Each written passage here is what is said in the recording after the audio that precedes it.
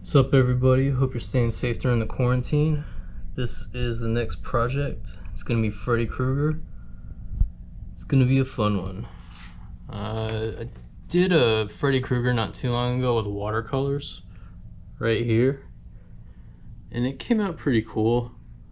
Watercolors took a little bit longer. This painting probably took me like a couple weeks to finish altogether. But with the acrylics, I think it's gonna go a lot faster, and I'll be able to get some sharper details in there. But I'm pretty stoked with how this one came out. I think the acrylic's going to come out even better. Let's check it out. Here's my reference photo. I'm not sure which movie it's from. I mean, it might be like Dream Child or maybe Part 4, one of the kind of like later ones. It doesn't quite look like Freddy vs. Jason. Maybe it is Freddy vs. Jason. Who knows? It's a good picture though. A lot of detail. It's going to be a good reference. Alright, starting this one off. A lot of these layers, for the darker ones, I started them off with blues. Kind of built up the shadow that way. The darkest parts of this picture would probably be like the corners of the mouth. A little bit of the eyes. That one eye, it's like really, really shadowy. It's got the highlight right in the middle of it. That was probably the darkest part, along with the corners of the mouth there. For a lot of faces, it's typical for the eyes to have the darkest parts in them usually because they're so sunken in.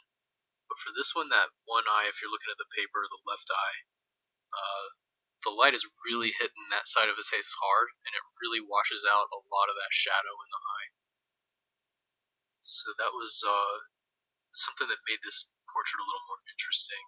I kind of exaggerated that a little bit, and I made the other side of the face a little less shadowy too, to kind of bring the lighting out a little more and kind of, I don't know, maybe accentuate the textures of the face a little bit with color rather than with shadow. And mostly building up with browns.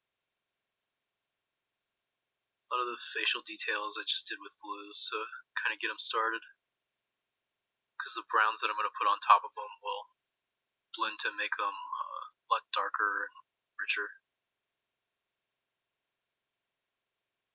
It's like kind of blister areas were probably the more shadowy areas of the face. But what you don't want to do is just line everything out. I kind of just built it up with color, just kind of layers of different color, and let the contrast between the different colors and the mixtures build up the layers more so than just making lines for it.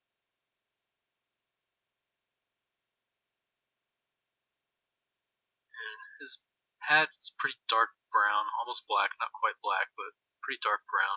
And I built that up mostly with like undertones of blue and some green. You don't want to just paint it with browns because that would just kind of be boring. It wouldn't really look as interesting.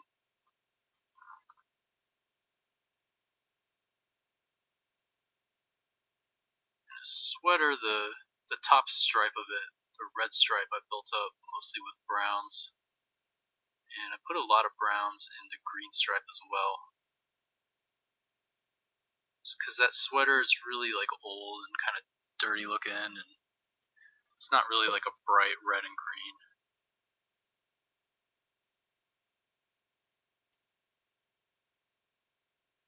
Building up a little more shadows there. Now with the face, I used a lot of green, like green undertones to kind of build up everything and preserve the white of the paper for the highlight areas.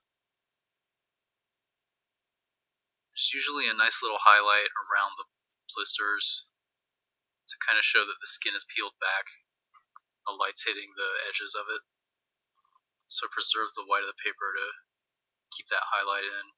And I preserved a little bit of highlights within the blisters too, because it's kind of like that top layer of skin is burnt off, and that blister is like the layer that's underneath. You can kind of see the grains of the muscle underneath.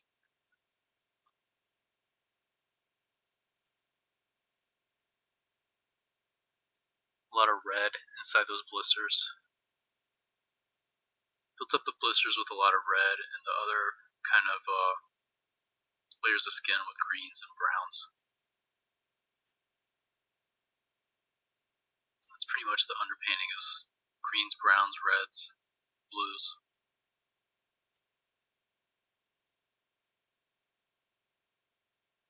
We'll get to the part eventually when I paint over the underpainting, but I did most of the top layer with like really light browns, kind of flesh tones, not quite flesh tones though, I didn't really add any red to it, it's mostly just brown and white. Got a burnt Sierra, that's my lighter brown, and a burnt Sienna, it's kind of the darker brown.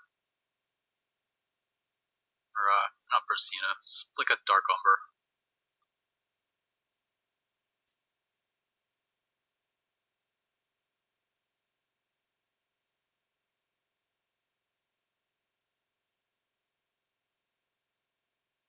And that shadow underneath the brim of his hat, it's the same as the layers of the skin and the blisters. You don't want to build it just with a line. You want to kind of like build up the colors and fade them out.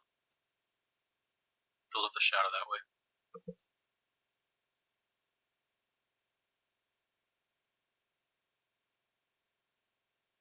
And at this point of the painting, I knew I wanted there to be some kind of background, but I wasn't sure yet. So I just lined that one side of the face with red to kind of develop the highlights on that side of the face a little more. It kind of helps me see it if there's color against it, a little bit of contrast to build off of.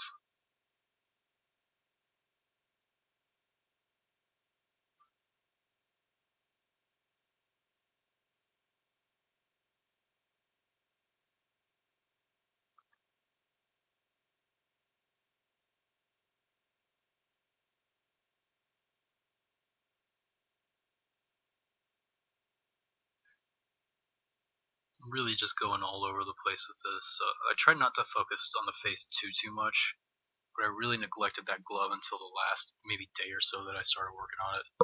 I don't know, I just couldn't bring myself to get started on it until I got more details of the face in so I could see the glove a little better and not confuse myself.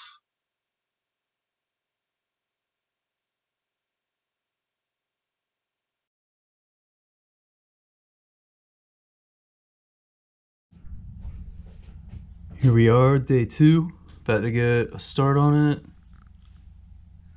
This is my palette. It's pretty basic. We got light blue, dark blue, light green, dark green. This is kind of a, what's that? This is that green, phthalo green. Okay, phthalo green. We got a dark brown, light brown, dark red, light red, and white. Probably mix them more up in a little bit. If you look right here, these colors look kind of chalky right now because I watered them down a lot yesterday when I got the start on this. And overnight, these sat with a saran wrap over them. And a lot of that water evaporated out of it, so these paints are going to be a little thicker now. And it's I don't know, it's a little trick that I do. Just kind of start off with really watered down colors to get the gist of the image and all the dark areas, and then go back over it with thicker paint the next day. And here we are back at it. Building up the shadow on the underside of the hat with blues and browns, dark blues, dark browns to make the black.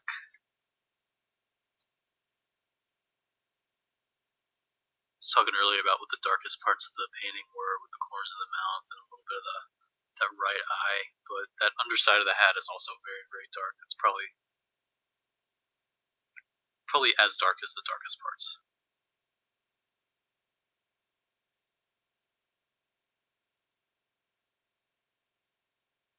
And you can see me filling in some of the details on the face, putting a little bit of brown over the light green that I laid down.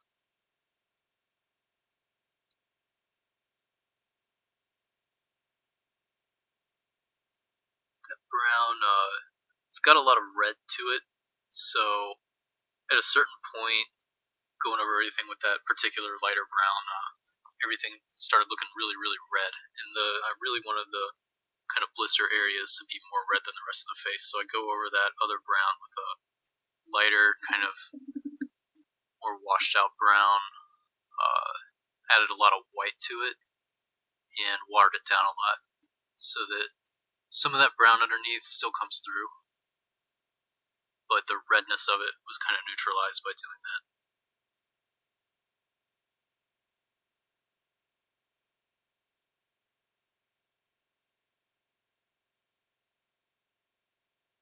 There's a little bit of shadow on those teeth too. I built that a little bit with probably the lighter blue that I had and a little bit of brown.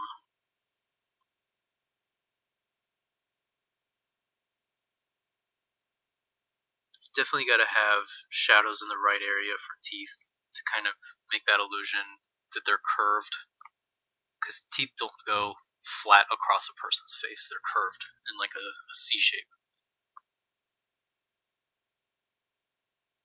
So the outermost ones will have to have a little bit of shadow kind of blended in towards the center to give that curve effect.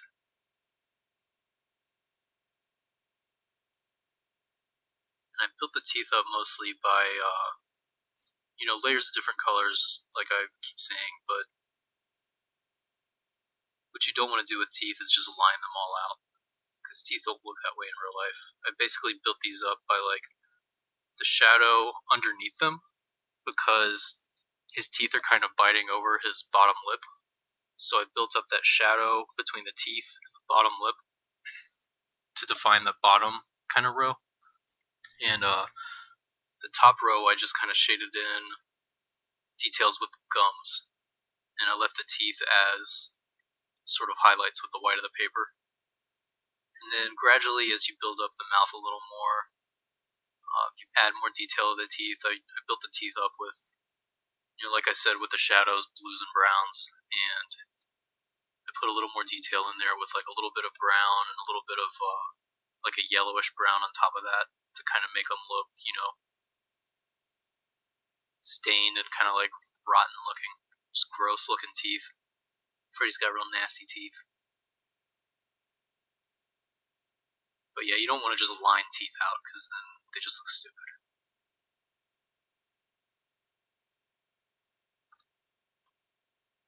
You can see me really neglecting that hand. I really did not want to get into that hand until the last day.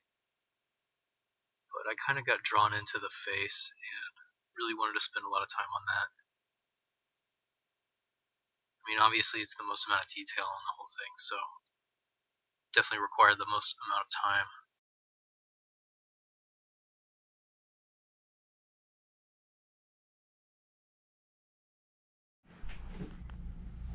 Alright, about to start day 3. Here's where we are so far.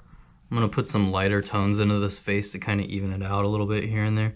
And I've been neglecting that hand a lot. I'm going to really go hard on that today. I might be able to finish this. I'm also at the point where I feel like if I think too hard about it, I'm just going to mess it up. So I'm just going to kind of go for it and see what happens. Yeah, that last part really rings true. If you think about it too hard, it can kind of mess it up for me. Sometimes you just have to start working and let the ideas come as they do. Like, I don't know, for example, this one, I knew that there was going to be a lot of brown and different kind of blues in the face to get those layers, but the green undertone, I didn't really have that idea until I kind of started painting. Just because I needed something other than a brown or a blue to develop the different, zones of crispiness that he has going on. And that light green ended up being the perfect thing. I'm starting to get that claw going a little bit. I built it up with that light blue a lot and the phthalo green and different browns. At some point I put a layer of yellow into it to give it that kind of brassy, kind of metallic look. And you don't want it to look like shiny metal. I want it to look like kind of like rusted, old, worn down, dirty metal. But that layer of yellow really made a big difference to set it off against the face there. Add some drips to the green, just kind of starting to get some background going. And I'm going over that little bit of red background that I put in there with the blue. I wasn't really sure what I was going to do with the background.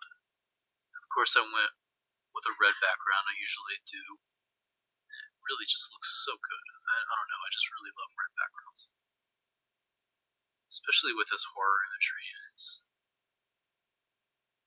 You can't really go wrong with a nice red background. But I started with the blues and added the reds later, just to make it look a little more, I guess, a little more like blood. And I'm adding a little more green to the drips there. I wanted there to be a little more space between the color and the negative space that I was using as claws.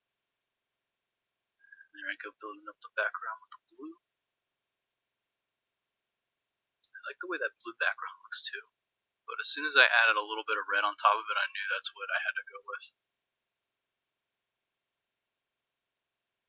And I'm still working on those drips, adding some browns to it now.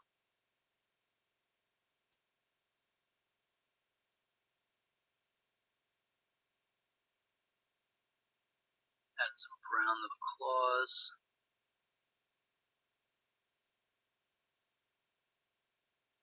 I really tweaked the space, like the edge of the claw and the like sweater underneath it has a dark shadow to kind of set it off.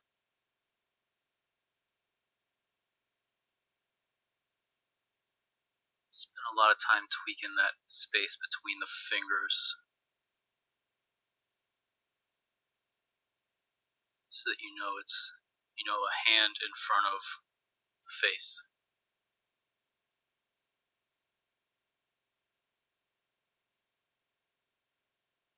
You can see I added a little bit of detail into the collar of the sweater.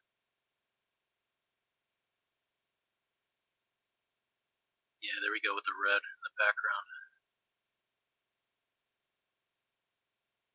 Laying a red over a blue like that will make it pretty purple looking.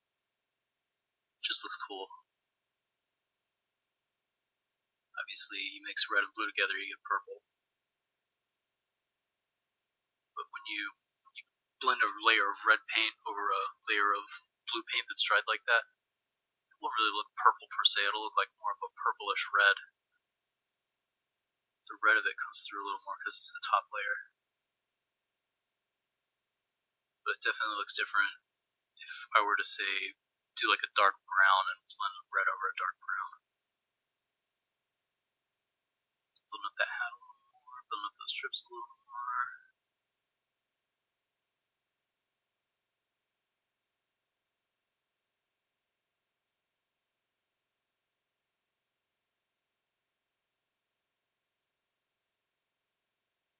Tweaking that background a little. The background of this was a lot of fun. I really wanted to get the face to a certain point that I was happy with, like, okay, this is gonna work. Now I can focus on the background a little more. Now I can focus on the claw a little more. Add a little bit of a really, really light blue into the claws. And I wasn't sure how that was going to turn out, but the next day when I came and looked at it, the colors kind of settled in such a way that it was just like perfect. I was just like, oh man, that's it, yeah. But it definitely looked different the day before when I left it. Like when you leave colors overnight, they'll dry and kind of cure a little bit, kind of settle in a little more, a little different. So if you get to a certain point with something and you're not really sure, well, I don't know if I like this or not, or I don't know, just kind of let it set overnight and look at it the next day. And it might settle in such a way that you like, you didn't really quite expect it to settle that way.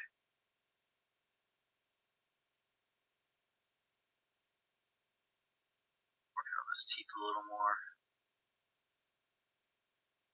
I mentioned before I put a little bit of a yellowish brown into those teeth. I put the same color into the eyes to make the eyes look kind of nasty, kind of sickly. If somebody's got yellow eyes, they're probably not very healthy.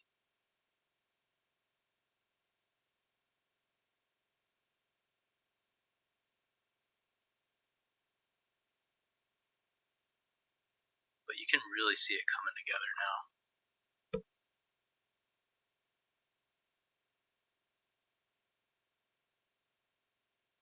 doing these videos kind of helps me know when to stop working on something. You know, I give myself kind of a time limit. I want to upload a new video every week, so I can't really like spend days upon days upon days upon days just tweaking just unimportant parts of this. At a certain point, I have to stop and move on to the next project. So it kind of helps me, I don't know, it just kind of helps me get stuff done. This painting, I don't know, probably took about 10 hours or so. But if I wasn't in a hurry to get started on the next project, I could have probably easily spent another couple hours on it. Just not even really doing anything with it. Just running around in circles. So, giving myself a deadline and having a next project lines up definitely helps me kind of prioritize. Okay, what do I want to do with this? Am I finished with it? I think I'm finished with it. I can always come back to it later and add to it or kind of refine things a little more. But it helps to know when to stop.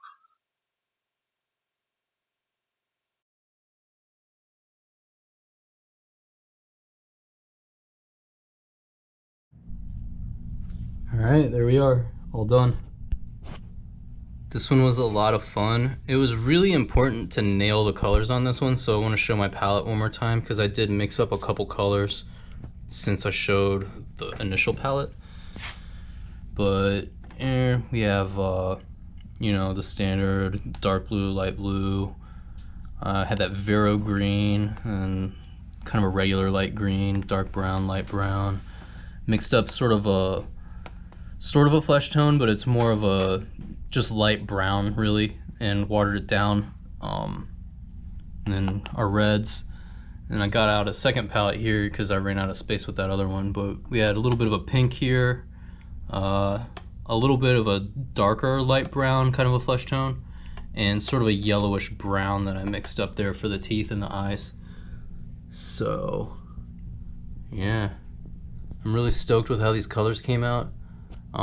This little bit of blue that I put in the background I think really kind of sets the whole thing off, and a little bit of blue like in the darker ridges of his face and stuff. Does a lot of cool, you know, interactions with the reds and the greens that I put in. So overall, this is a really fun one to do. Thanks for watching. Hit like, subscribe. I'm gonna be updating this channel weekly with new paintings and stuff. So keep watching if you like what you're seeing.